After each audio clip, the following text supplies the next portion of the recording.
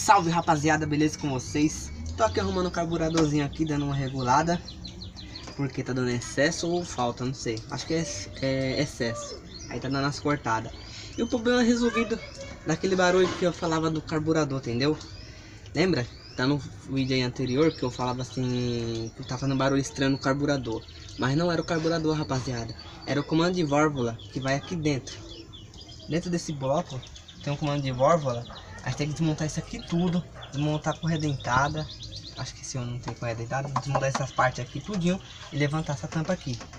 Aí o rapaz, o mecânico, meu amigo, gente boa, Flávio, ele tem uma oficina de borracharia. Ele não mexe muito com o carro assim, só borracharia e pintura, mas ele manja em mecânica também.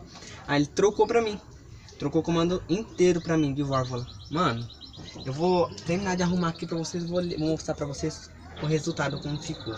Ficou bem legal. Agora vamos ver se vai pegar o carburador aqui, né? Tô dando uma regulada sem chave, rapaziada. Tô aplicando com isso aqui. Quando você tá sem chave, tem que dar o que você tiver, entendeu? Pra ele ficar bom. E é isso, rapaziada. Só vou terminar aqui e vou ligar pra vocês. Aí, rapaziada, ó. Até do pé.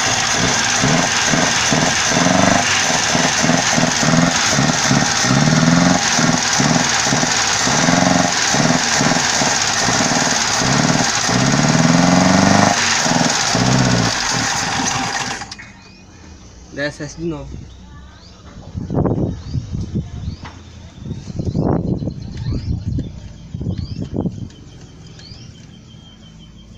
Chuveirinho, rapaziada.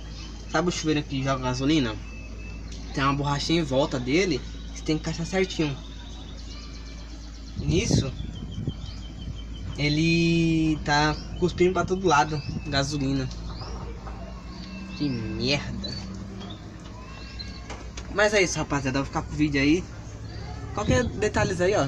Vou fazer outro vídeo aí agora postando foto dos Luna aí pra vocês aí. Tamo junto e é nóis. Se inscreva no canal.